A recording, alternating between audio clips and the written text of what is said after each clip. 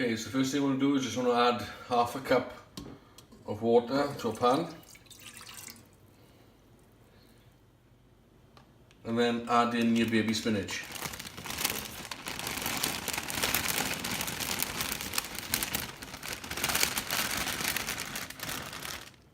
You might think it's a lot of spinach, but it'll wilt down to less than half of this. So just put this on a low heat and let it steam for a while until the leaves get bright green and limp. If you've got a lid, just put it on now. That'll help with the steam. You see what we had there is wilted down into almost nothing. But give another 30 seconds or so and we'll drain this in the colander. Get your colander into the sink and you want to pour in all that just to drain off the water.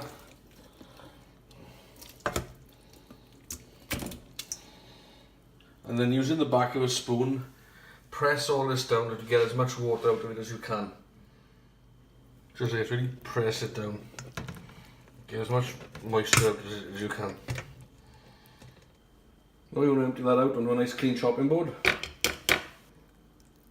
And you want to chop it up very finely.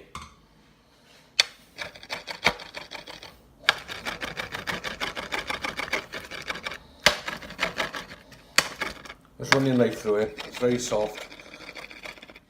Just get it chopped up finely as possible. Until you end up with this really finely chopped spinach. Almost like a paste.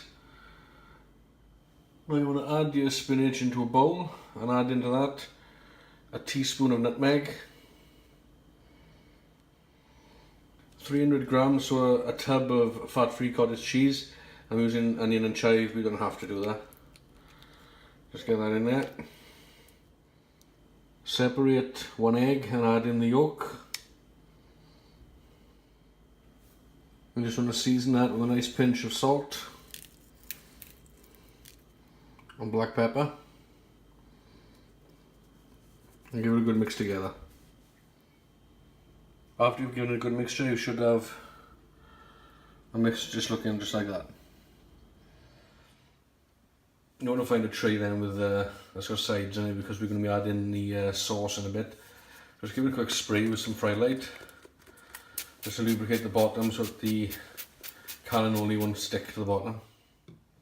Now this is the fiddly bit. What we want to do is get your cannelloni tubes one at a time and fill it up with the spinach and cheese mixture. Just like that. So you want to use the remaining mixture to fill up as many cannelloni tubes as you can and then arrange them in your tray. Okay, so this is where I'm at now. I've managed to fill one layer. I got this much left. So maybe I can fit one there and one there. Or maybe just the one. But just keep going until you use up all your spinach mixture. There we go, they're all stuffed. This one I managed to fill half, but it won't matter once the sauce is on there and it's all combined. It'll be fine.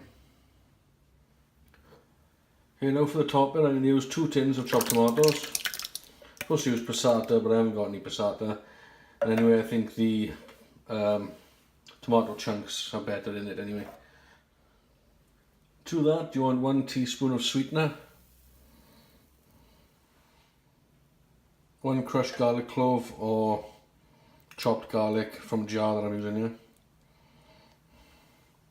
If you like your garlic flavour to be a bit stronger, obviously put a bit more garlic.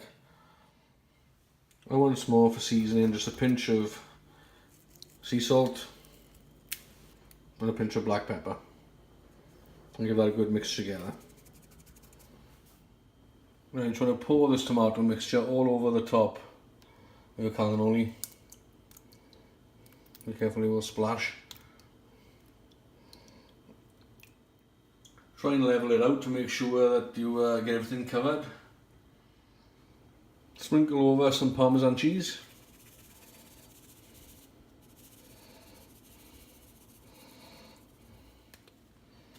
And just a bit of dried basil.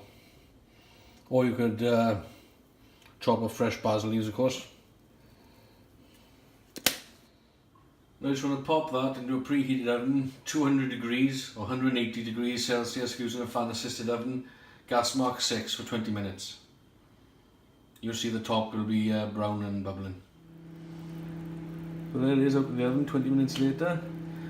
I ran out of parmesan, I did, so that's all I got. If you had more parmesan than me, you could have covered the top and it would have been browner and crispier. But nevertheless, that's what I got. I'm going to serve it up with some steamed veg.